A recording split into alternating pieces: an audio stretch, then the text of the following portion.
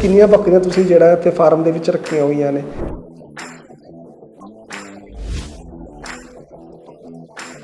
ਕਿਵੇਂ ਜਿਹੜਾ ਮੇਨਟੇਨ ਕਰਦੇ ਹੋ? ਪੜ੍ਹਾਈ ਵੀ ਨਾਲ ਤੇ ਨਾਲ ਫਾਰਮਿੰਗ ਦਾ ਵੀ ਕੰਮ ਕਰਨਾ? ਪੜ੍ਹਾਈ ਨੂੰ ਵੀ ਟਾਈਮ ਦਿੰਦੇ ਆ ਤੇ ਫਾਰਮਿੰਗ 'ਚ ਵੀ ਟਾਈਮ ਦਿੰਦੇ ਆ, ਆਪਣਾ ਬੈਲੈਂਸ ਕਰਕੇ ਚੱਲਦੇ ਆ।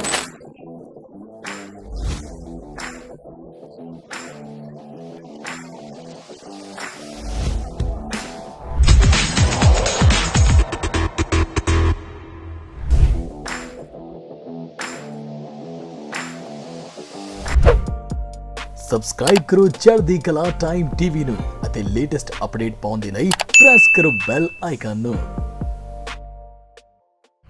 Gurbani, news, music, entertainment show ਜਾਂ ਕਿਸੇ ਤਰ੍ਹਾਂ ਦਾ ਕੋਈ ਵੀ ਕੰਟੈਂਟ ਵੇਖਣ ਦੇ ਲਈ ਪਲੇ ਸਟੋਰ ਤੋਂ ਹੁਣੇ ਡਾਊਨਲੋਡ ਕਰੋ ਚੜ੍ਹਦੀਕਲਾ ਮੀਡੀਆ ਨੈਟਵਰਕ ਐਪ।